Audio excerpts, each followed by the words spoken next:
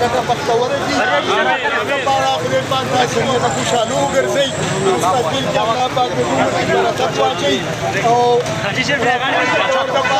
د هر چا سره ان شاء الله ولاړی ان شاء الله تعالی موږ ډیر خوشاله جی بالکل دا وخت موجود یم مانه مکمنډۍ بازار کې او دلته د تاجرانو منځ کې یو ډېره ښایسته مقابله وشوه چې ټوټل ووټونه دلته کې 95 وو په 95 کې د صدارت امیدوار دپاره 2 ووټونه مسترد کړي شو او په هغې 95 ووټونو کې چې کوم دی حاجي خانباز صاحب وګټله او د هغه 48 ووټونه رالل او د دویم امیدوار ظفر شینواري چې کوم دی هغه 39 ووټونه اخیستو باندې کامیاب شو او ورسره چې دی نو ناصر خان چې کوم امیدوار و هغه 6 ووټونه واخیستل او حاجي خانباز چې دی هغه په 48 ووټونو باندې جیت ترلاسه کړو داسې ورسره که موږ وګورو جنرال سیکرټري دپاره 2 امیدوارانو یو حاجي فرید و چې کوم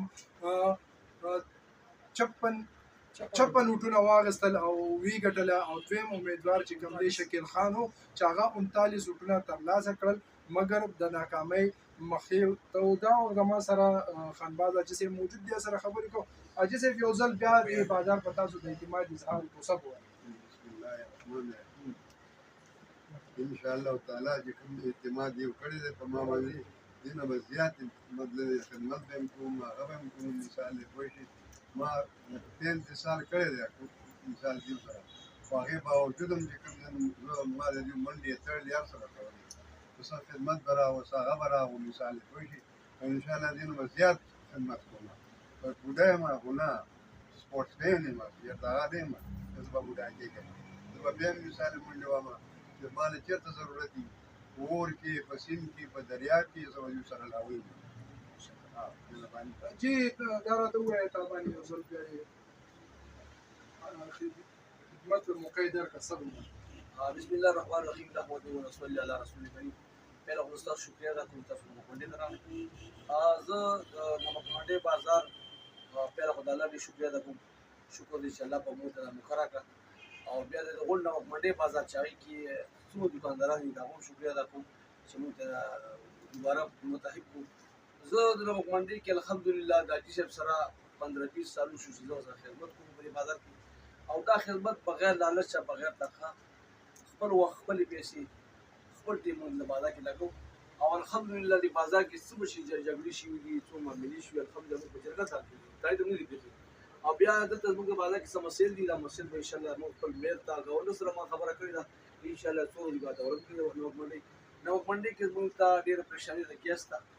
او دلته د بازار خوبصورتي نشته دی ځکه چې د بار نه خلک راشي بقیه دلته نومنډۍ د خامخا راشي نومنډۍ یو نوم دی خو چې نوم یې ختم شو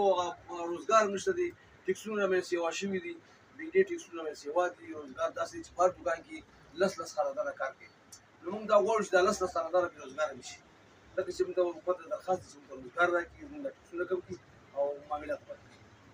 میرویس صاحب دلته ډېر غټ مشکلات دي که د بجلۍ لحاظ سره وګورو د ګیس لحاظ سره وګورو سټریټ لایټ نشته سیکیورټي خدشات دي څه به وایي جي څه امید ساتئ حاجي صاحب چې حل وکړي بسم الله الرحمن الرحیم زموږ حاجي صاحب چې کوم دی د 30-35 سال نه د بازار ډېر خدمت کړی ډېرې مسلې حل کړي دي موجوده وخت کې زموږ بازار کې چې کوم دی د ګیس غټ تکلیف دی د بجلۍ تکلیف دی ټیکسونه راباندې ډېر زیاتره روان دي نو حاجي صاحب چې کوم دی په دې کې مخکې منډه والې ده بیا به حاجي صاحب د بازار خلکو سره منډه ووایي ځکه چې بازار خلکو حاجي صاحب باندې فرید حاجي صاحب خانباز حاجي صاحب باندې فرید حاجي صاحب باندې ډېر غټ اعتماد وکړو او دا اعتماد لري د خلکو نه رد کوي ځکه چې د خلکو سره منډه وایي د دوی خدمت به کوي او انشاءالله موږ د خانباز حاجي صاحب نه د فرید حاجي صاحب نه انشاءالله دا امید ساتو چې آینده دپاره به داسې خدمت کوي چې انشاءالله د دوی په مقابله کې به انشاءالله څوک نه ودرېږي